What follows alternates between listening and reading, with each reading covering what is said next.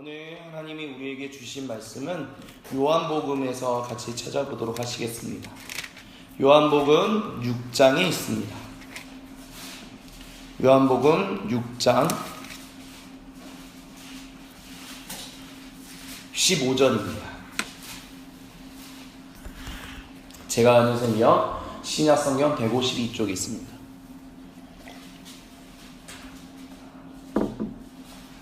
요한복음 6장 15절 다같이 한 목소리로 봉독하도록 하시겠습니다. 그러므로 예수께서 그들이 와서 자기를 억지로 붙들어 임금으로 삼으려는 줄 아시고 다시 혼자 산으로 떠나가시니라. 아멘. 저는 이렇게 수요 오전이든 저녁이든 금요 심야든 어떤 예배든 이렇게 또 대상이 누가 됐든 같이 예배 드리는 게 참 좋습니다. 아멘. 우리 권사님들과 집사님들도 같이 예배 드리시니 좋으십니까? 아멘. 항상 월요일, 화요일, 수요일, 목요일, 금요일, 토요일, 주일 항상 주님과 동행하실 거라고 생각합니다. 그리고 삶의 순간에서 하나님께 예배를 드리시고 계실 거라고 믿습니다. 하지만 이렇게 또한 같이 예배 드리는 것이 기쁨이 된다라고 저는 생각합니다. 특별히 저에게 있어서 이렇게 같이 예배 드리는 것이 기쁜 이유는 제가 캐나다에서 유학 생활을 할 때 교회를 섬겼을 때 참 많은 인원이 없었기 때문에 어떤 그런 경험을 했었기 때문에 더 그런 것일지도 모르겠습니다.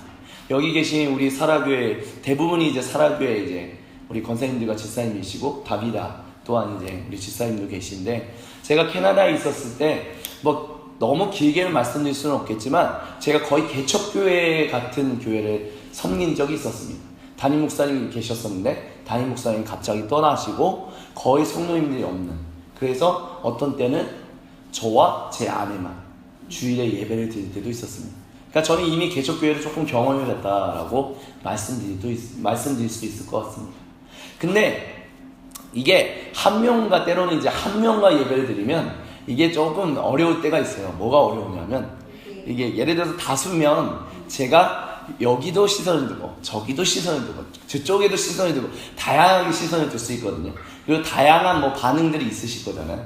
근데 때로 이제 저와 제 아내 둘이서 예배를 드렸을 때는 어땠었냐면 제가 설교자고 제 아내가 성도인 거예요.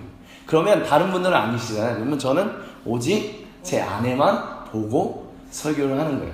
그러니까 제 아내가 보니까 이게 1대1로 대화하는, 이게 1대1로 설교한다는 것이, 왜냐하면 반응이 바로 그분밖에 없으니까, 제 아내밖에 없으니까, 이게 때로는 제가 설교를 버벅거리는 것 같은 느낌이 들면, 제 아내가 약간 표정이, 이런 설교가 어떻게 흘러가는, 이런 표정을 지을 때도 있었거든요. 그러니까, 그런데 그렇게 경험하는 것들을 통해서 이제 제 인생 가운데 경험했던 것, 느끼게 됐던 것은 무엇이냐면, 한 영혼이 참 천하보다 귀하구나.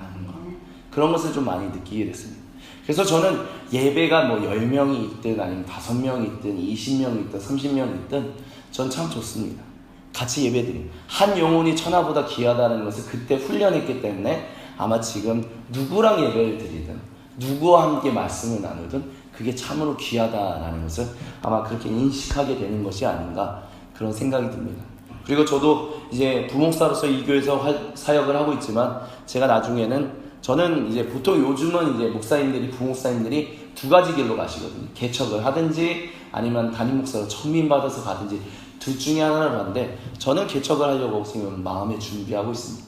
그래서 다시 개척을 하면 아마 인원이 한동안은 더 없겠죠. 지금 여기에 모여 계신 인원수보다 더 없는 인원수를 모시고 하나님의 말씀을 나누게 될 거라고 저도 그렇게 생각을 합니다. 그렇기 때문에 지금 예배 드리는 순간순간 한순간이 참 귀하다라고 말씀드릴 수 있을 것 같습니다. 근데 또 그 귀하다라는 것 중에 하나는 여기 계신 한 분 한 분이 곧 그리스도 예수님을 사랑하시고 그리스도 예수님과 함께 동행하는 분들이기 때문에 저는 그렇기 때문에 또한 예배가 귀하다라고도 말씀드릴 수 있을 것입니다. 우리가 예배 드린다라는 것은 단순히 우리가 무슨 사회에서 믿지 않는 사람들이 그냥 모임 가지는 것처럼 그런 모임을 갖는 건 아니잖아요. 예배라는 것. 물론 여기에는 사람들이 모여 있습니다. 하지만 우리는 모여서 우리끼리만 즐거워하고 우리끼리만 좋아하는 일을 행하는 것이 아닙니다. 우리가 찬양하는 것, 우리가 기도하는 것, 것, 우리가 말씀 듣는 것, 이 모든 것은 궁극적으로 최우선적인 목적은 하나님께 영광을 올려드리기 위함입니다. 하나님을 예배하기 위함이다라는 것이죠. 그리고 우리가 그렇게 하나님을 예배하고 하나님께 영광을 올려드릴 수 있는 이유는 단 하나, 예수님께서 우리를 위하여 죽으시고 부활하셨기 때문입니다. 예수님께서 우리를 위하여 죽으시고 부활하신 것을 믿으시죠? 그렇기 때문에 예수님을 사랑하시죠? 그렇기 때문에 이 자리에 와 계시다라고 저는 생각합니다. 이은성 목사를 보기 위해서 온 것이 아니라, 물론 저를 좋아해 주시면 감사하겠지만 저를 꼭 보기 위해서, 아니면 담임 목사님을 꼭 보기, 담임 목사님은 더 많이 좋아해 주십시오. 근데 뭐 꼭 담임 목사님 아니면 부목사를 보기 위해서, 아니면 권사님, 집사님만을 보기 위해서 온 것이 아니라 하나님께 예배드리기 위하여 이 추운 날씨에도 불구하고 코트와 또한 이렇게 목도리와 옷을 따뜻하게 입고 발걸음을 총총히 내딛어서 이곳에 오신 것이다 라고 저는 믿습니다. 그렇기 때문에 그 하나님과 함께 동행하는 것을 우리가 더욱더 충만히 누리면서 살아갈 수 있었으면 좋겠습니다. 그리고 예수님도 이 자리에 오신 우리 권사님들과 집사님들을 정말 뜨겁게 사랑하실 것이다, 사랑하신다라고 저는 그렇게 믿음으로 확신합니다. 그렇기 때문에 이 자리에 와서 같이 찬양하고 같이 기도하고 같이 말씀 나누는 게 우리만의 기쁨으로 끝나는 것이 아니라 예수님께 기쁨이 된다라고 저는 그렇게 확신하고, 예수님이 이 자리에 비록 눈에 보이진 않지만 우리와 함께 하신다라고 믿습니다. 아멘. 근데 오늘 우리가 읽었던 요한복음 6장 15절을 보면 예수님이 참 같이 있기를 좋아하시고 자신의 사랑하는 사람들과 같이 있기를 참 좋아하셨는데, 그리고 지금도 좋아하시는데 유독 떠났다라는 용어가 나옵니다. 즉 6장 15절 다시 읽으면 예수님께서 그들이 와서, 즉 어떤 사람들이 와서 자기를 억지로 붙들러 임금으로 삼으려는 줄 아시고 다시 혼자 산으로 떠나가셨다라는 것입니다. 근데 참 어떤 면에서는 이해하기 힘든 구절일 수도 있습니다. 특별히 이 구절은 5,000명을 먹였던 오병이어의 사건과 연관되어서 나오는 사건입니다. 그래서 사복음서 마태, 마가, 누가, 요한복음에 이 사복음서에 다 나오는 사건, 예수님의 기적이 오병이어의 사건인데, 특별히 이 부분, 예수님이 무리를 떠나 산으로 가셨다는 얘기는 마태, 마가, 누가에는 나오지 않고요, 오직 요한복음에만 나오고 있습니다. 근데 왜 예수님이 떠났을까? 왜 떠나셨을까? 특별히 왕으로 삼으시려고 하는데, 왕이라는 건 얼마나 좋습니까? 예수님께서 우리를 왕같은 제사장으로 삼으셨습니다. 믿으시나요? 예수님 베드로전서 2장 9절에 보면 너희는 거룩한 나라요 왕같은 제사장이다 라고 얘기했습니다. 그리고 너희는 왕같은 제사장, 즉 왕이고 또한 제사장이다 라는 겁니다. 그러니까 왕과 같은 제사장이 아니라, 사실 우리나라 말 표현은 왕같은 제사장이라서 왕은 별 의미가 없는 것 같은데, 사실은 예수님이 우리를 왕 또한 제사장으로 삼으셨다라고 얘기합니다. 그렇기 때문에 우리는 왕이다 라고 표현할 수 있습니다. 그래서 옛날에 어렸을 때, 지금도 어린애들이 부르는 찬양 중에 이런 찬양이 있거든요. 왕 나는 왕자다, 하나님 나라에 나는 왕자다, 이런 찬양도 있고요. 그리고 공주는 좀 표현이 그랬던 것 같아요. 공공공공 나는 공주다. 공주라고 하기엔 좀 어려우니까 어쨌든 하나님이, 예수님이 우리를 왕과 제사장으로 삼으셨다는 거죠. 그리고 왕과 제사장으로 삼았던 이유는, 사도 베드로는 우리가 그렇게 왕, 제사장, 거룩한 사람, 존귀한 사람, 정말 많은 사람들로부터 존경을 받는 그런 사람을 인하여 많은 세상에 믿지 않는 사람들에게 예수 그리스도의 그 덕을, 우리를 구원하시고 살리시고 왕과 제사장으로 삼으신 그 아름다운 덕을 선포케 하려 합니다 라고 얘기를 하고 있습니다. 그렇기 때문에 우리는 왕이 됐고 제사장이 됐어요. 그렇기 때문에 왕과 제사장이라는 말은 너무나도 존귀한 용어입니다. 존귀한 위치에 있는 사람이다 라는 용어다라는 거죠. 그래서 이 자리에 모여 계신 우리 권사님들과 집사님들, 또한 저와 모두가 다 왕이고 제사장이고 하나님이 존귀하게 여기시는 분들이십니다. 믿으십니까? 아멘. 근데 그렇게 존귀한 분으로서 예수님을 왕으로 세우려고 하는데, 그 많은 사람들이, 특별히 이 사람들은 누구냐? 오병이어의 기적을 본 사람들이 그렇게 왕으로 세우려고 한다는 거죠. 무엇이냐면 예수님은 우리를 존귀한 사람으로, 존귀한 위치에, 존귀한 사람으로 세우신 것처럼 이 사람들이 예수님을 존귀한 위치로 세우려고 했다라는 것입니다. 얼마나 멋진 일입니까? 얼마나 명예로운 일입니까? 그렇기 때문에 예수님께서 만약 제가 그 자리에 있었다면 저는 덥석 왕이 되겠습니다 라고 전 말을 했을 것 같습니다. 근데 예수님은 그 사람들의 이야기를 듣지 않으셨다라는 겁니다. 그리고 그 사람들을 버려두고 떠났다라고 얘기를 합니다. 근데 여기서 중요한 예수님이 왜 이렇게 하셨는지에 대한 중요한 힌트가 나옵니다. 억지로라는 말이 바로 힌트다라는 것입니다. 억지로. 즉 예수님이 왕이 되기를 원치 않으셨다라는 것입니다. 근데 중요한 것은 예수님을 우리는, 그리고 신약 성경의 초대 그리스도인들은 예수님은 진정한 왕 중의 왕이었다라고 고백을 합니다. 그렇기 때문에 예수님은 왕이다라고 표현하는 것, 그것을 예수님이 거부하신 것은 아니다라고 표현할 수 있을 것입니다. 왜냐하면 예수님이 만약에 본인이 왕이 되는 것을 원치 않으셨다면 초대 그리스도인들이 예수님을 가리켜 왕 중의 왕, 주 중의 주라고 부르는 것에 대해서 반대하셨을 것입니다. 우리와 함께 하시는 성령님의 계시로 인해서 나를 왕으로 부르지 마라고 얘기하셨을 수도 있었을 것입니다. 근데 그렇게 얘기하지 않으셨기 때문에 예수님은 본인을 가리켜서 많은 그리스도인들이, 그리고 지금도 많은 그리스도인, 저와 우리 권사님들과 집사님들이 그렇게 고백하는 것처럼 왕 중의 왕이다 라고 고백하는 것을 거부하지 않으셨습니다. 그렇다면 여기서 말하는 왕을 그럼 예수님은 왜 거절하셨던 것일까? 이것을 우리가 좀 돌이켜 볼 수 있어야 합니다.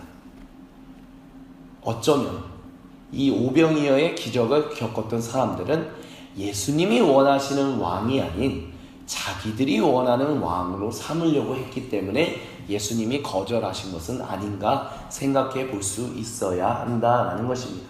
그리고 우리가 읽진 않았지만 요한복음 6장의 그 뒤에 절을 쭉 읽어보면 예수님이 자신을 생명의 떡, 예수님을 가리켜서 내가 왕, 이런 표현들을 하는 것에 대해서 많은 사람들이 수군거립니다.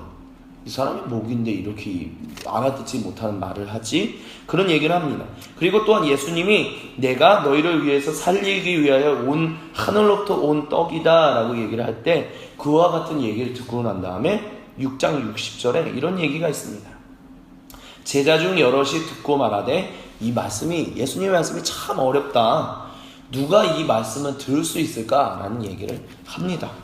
그리고 예수님이 그렇게 얘기하시면서 이제 말씀하신 게 무슨 얘기냐면 나를 통하지 않고서는 아버지 하나님께로 갈 수 없다, 이런 얘기를 쭉 하셨는데요. 65절 이후에 66절에 이런 얘기가 나옵니다. 그때부터 그의 제자 중에서 많은 사람이 떠나가고 다시 그와 함께 다니지 아니하더라 라고 사도 요한이 우리에게 얘기해주고 있습니다. 그래서 예수님께서 12제자들에게 이르시되 너희도 나를 떠나려고 하니? 라고 얘기를 하는데요. 시몬 베드로가 68절에 주여 영생의 말씀이 여기 있는데 우리가 누구에게로 가오리까? 라고 얘기를 하며 우리는 떠나지 않을 겁니다 라고 얘기를 하고 있습니다. 근데 이제 안타깝게도 예수님께서 70절에 너희 12 중에 한 명은 마귀다 라고 하면서 가룟 유다를 가리켜서 그조차도 예수님이 진실을 원하시고 기뻐하신 뜻이 무엇인지를 온전히 알지 못한다. 그래서 하나님이 원하시는 일을 반대되는 일을 할 것이다 라는 얘기를 예수님은 말씀하셨습니다.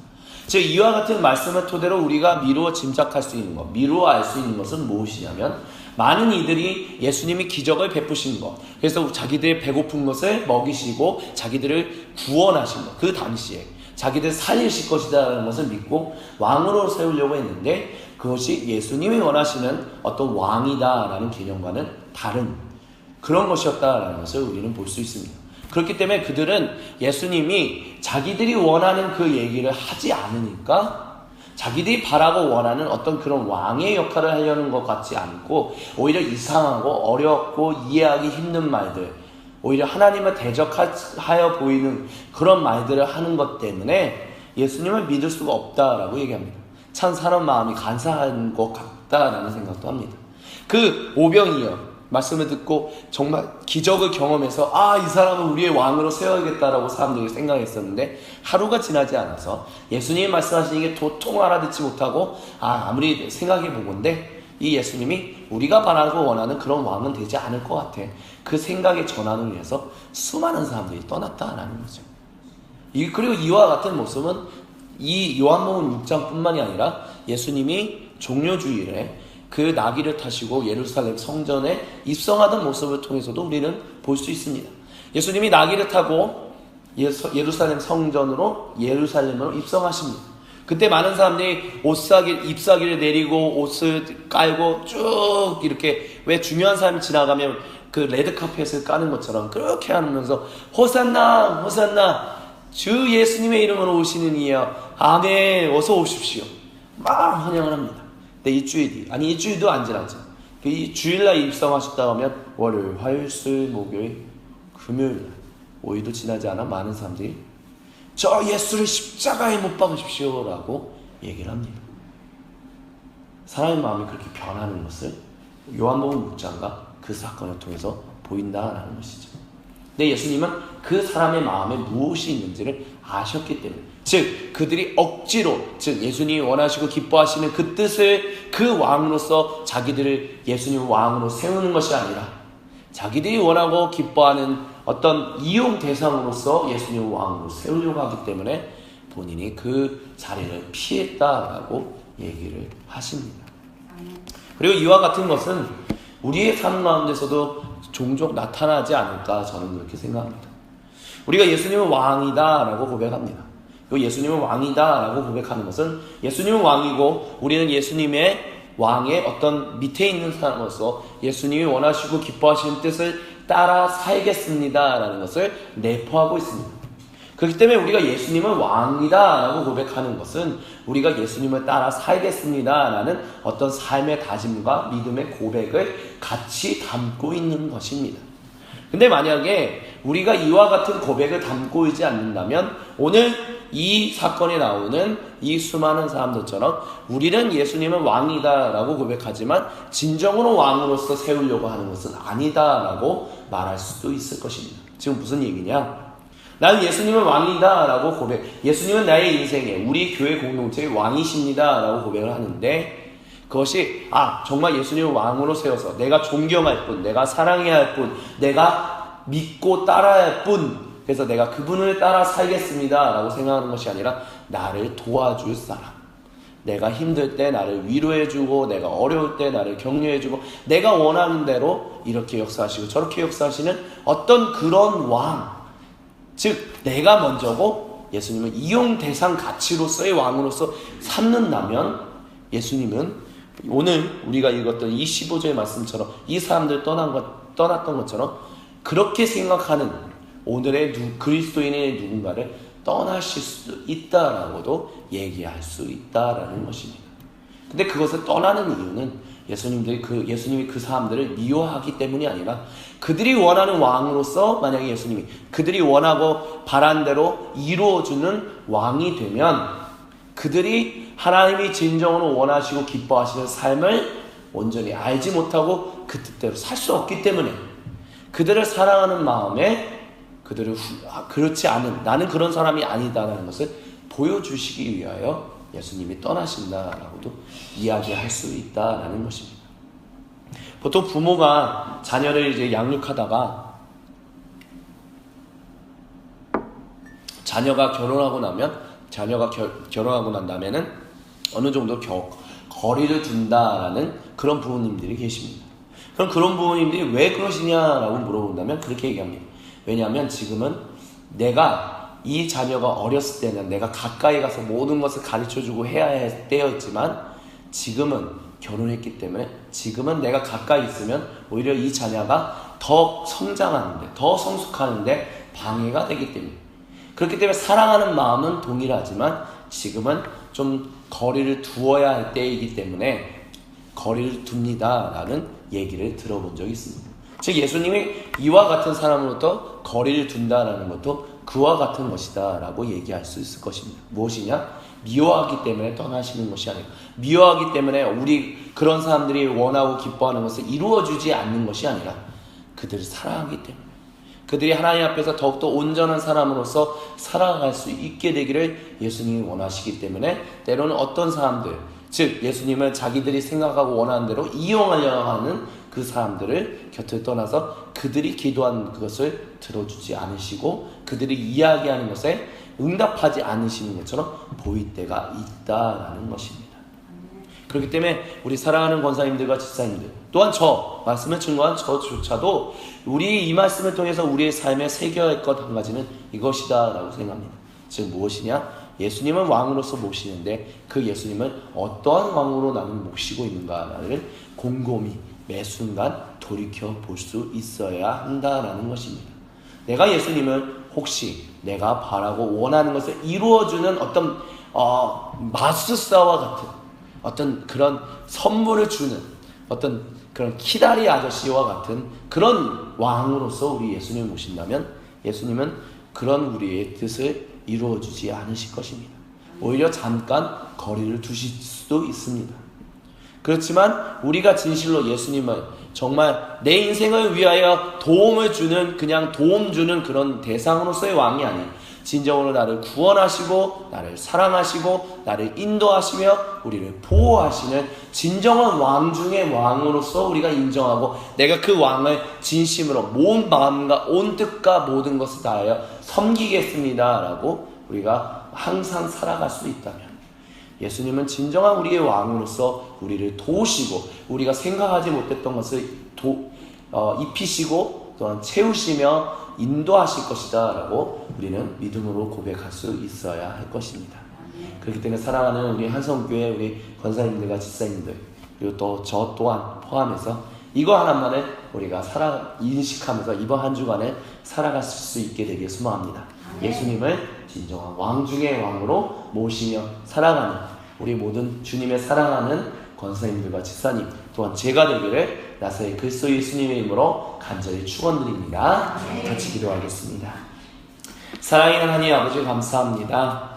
하나님 예수님을 진정한 왕 중의 왕으로 정말 모시길 소망하고 섬기길 소망합니다. 나를 도와주기 위하여 나의 필요한 것들을 채워주기 위한 어떤 대상으로서의 왕으로 예수님을 모시는 것이 아니라 내 인생에 정말 내가 모든 것을 다하여 사랑해야 할 뿐, 내 모든 것을 다하여 존귀히 여겨야 할 뿐, 내 모든 것을 다하여 따라야 할 뿐으로서 예수님을 왕으로 모시게 하여 주옵소서. 그리하여 예수님이 주시는 귀한 은혜와 생명과 사랑을 가득 안고 하나님 풍성한 은혜와 풍성한 예수님과 교제를 누리며 이번 한 주간도 우리 사랑하는 권사님들과 집사님들이 또한 제 자신이 그런 풍성한 인생을 누리며 살아갈 수 있도록 하나님 복 내려 주시옵소서. 우리 주 그리스도 예수님의 이름으로 감사드리며 간절히 기도드립니다.